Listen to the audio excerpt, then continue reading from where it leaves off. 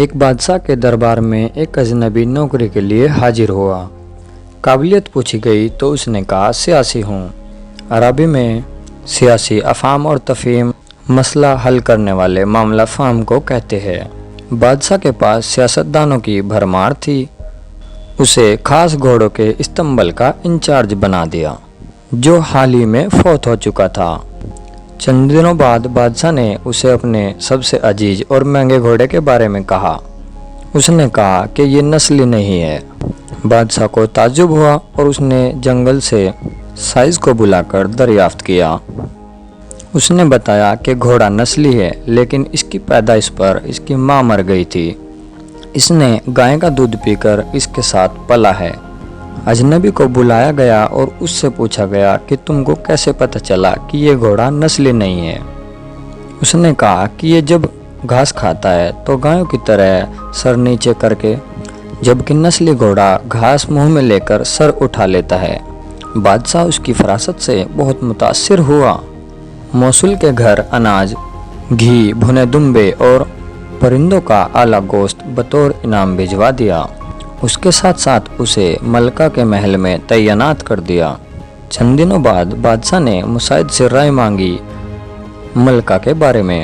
اس نے کہا طور و اتوار تو ملکہ جیسے ہے لیکن شہزادی نہیں ہے۔ بادشاہ کے پیروں تلے سے زمین نکل گئی۔ آواز بحال کیے اور ساس کو بلاوا بھیجا۔ معاملہ اس کے گوش گزار کیا۔ اس نے کہا کہ حقیقت یہ ہے تمہارے باپ نے میرے خاوند سے بیٹی کی پیدائش پر ہی رشتہ مانگ لیا تھا لیکن ہماری بیٹی 6 ماہ میں ہی فوت ہو چکی تھی۔ چنانچہ ہم نے تمہاری بادشاہت سے قریبی تعلق کرنے کے لیے کسی کی بچی کو اپنی بیٹی بنا لیا۔ بادشاہ نے مصائب سے دریافت کیا کہ تم کو کیسے علم ہوا؟ اس نے کہا اس کا خادموں کے ساتھ سلوک ظالموں سے بھی بدتر ہے۔ بادشاہ اس کی فراست سے خاصا متعلق ہوا اور اسے بہت سا اناج، بھیڑ بکریاں اور انعام موجود دیے۔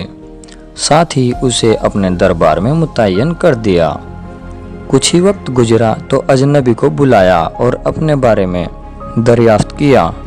مسائق نے کہا کہ جان کے امان پاؤں تو عرض کروں۔ بادشاہ نے وعدہ کیا۔ اس نے کہا نہ تو تم بادشاہ زادے ہو اور نہ تمہارا چلن بادشاہوں جیسا ہے۔ بادشاہ کو تاؤ آیا مگر جان کی امان دے چکا تھا۔ سیدھا والدہ کے محل پہنچا۔ والدہ نے کہ یہ سچ ہے کہ تم ایک چرواہے کے بیٹے ہو، ہماری اولاد نہیں تھی تو تمہیں لے کر پالا۔ بادشاہ نے صاحب کو بلایا اور پوچھا کہ تمہیں کیسے علم ہوا؟ اس نے کہا بادشاہ جب کسی کو انعام اور اکرام دیا کرتے ہیں تو ہیرے، موتی، جواہرات کی شکل میں دیتے ہیں، لیکن آپ بھیڑ بکریاں، کھانے پینے کی چیزیں عنایت دیتے ہیں۔ یہ سلوک بادشاہ زادے کا نہیں کسی چرواہے کا ہو سکتا ہے۔ عادتیں نسلوں کا پتہ دیتی ہے۔